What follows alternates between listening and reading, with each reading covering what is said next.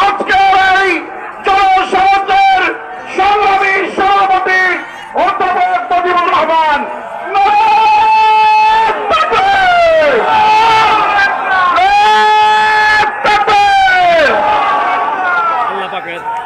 অশেষ শুকরিয়া।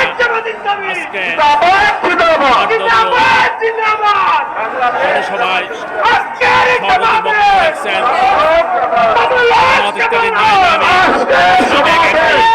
অধ্যাপক মুজিবুর রহমান। আলহামদুলিল্লাহ ওয়াসসালাতু ওয়াসসালামু আলা রাসূলিল্লাহ ওয়া আলা আলিহি ওয়া আসহাবিহি আজমাইন।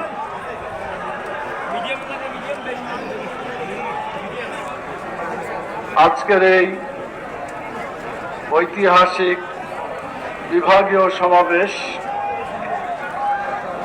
বরিশালের এই ঐতিহাসিক ময়দানে অনুষ্ঠিত সমাবেশের সম্মানিত প্রধান অতিথি, সম্মানিত পীর সাহেব চরমনাই, অনেকে পীরকে অনেকে পছন্দ করত না। আমিও ছাত্র জীবনে অনেকের কাছে শুনে মনে করতাম যে পীর মানে এর ভিতরে ভেজাল আছে, বেদাত আছে, বিভিন্ন ধরনের চিন্তা আছে।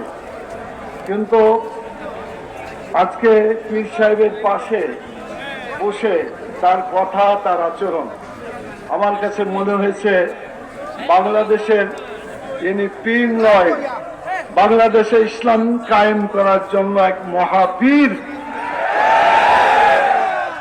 আমি দোয়া করি আল্লাহ তাআলা তাকে ইসলাম কায়েমের একজন মস্ত বড় বীর হিসাবে বাংলাদেশের টেকনাফ থেকে তেতুলিয়া পর্যন্ত কোরআন এবং সুন্নাহর আইন প্রতিষ্ঠার এই বিজয়কে যেন ত্বরান্বিত করতে পারেন, আল্লাহ সে তৌফিক দান করুন।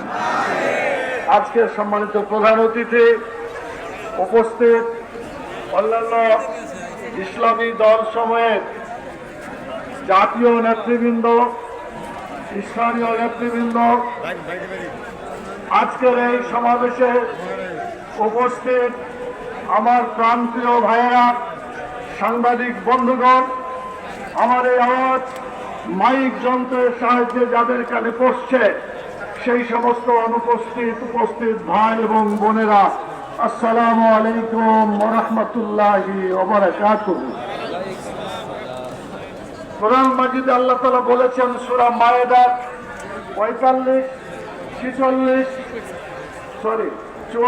45 এবং 47 তিনটি আয়াতে আল্লাহ একটা কথা বলেছেন, ওয়ামান লাম ইয়াহকুম বিমা আনজালাল্লাহু ফাউলাইকা হুমুল কাফিরুন ফাউলাইকা হুমুজ জালিমুন ফাউলাইকা হুমুল ফাসিকুন।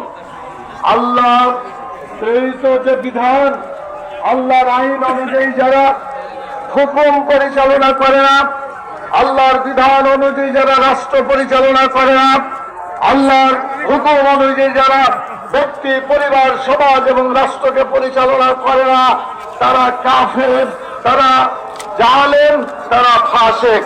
আল্লাহ তাআলা তাদেরকে তিনটা নামে আখ্যায়িত করেছেন। কয়টা নামে আখ্যায়িত করেছেন? তিনটা। এক নম্বর হচ্ছে কাফের, দুই নম্বর হচ্ছে জালেম, আর তিন নম্বর হচ্ছে ফাসিক। এটা কি আমার কথা আর আল্লাহর কথা? অতএব এই কাফের এবং জালেম এবং ফাসিকের এই অপবাদ যাতে আপনার ঘাড়ে না আসে, বাংলাদেশের 18 কোটি মানুষকে বলবো যে আসেন আমরা বাংলাদেশকে চালাই মানুষের আইন দিয়ে নয়, আল্লাহর নাজিলকৃত যে বিধান কোরআনের আইন দিয়ে।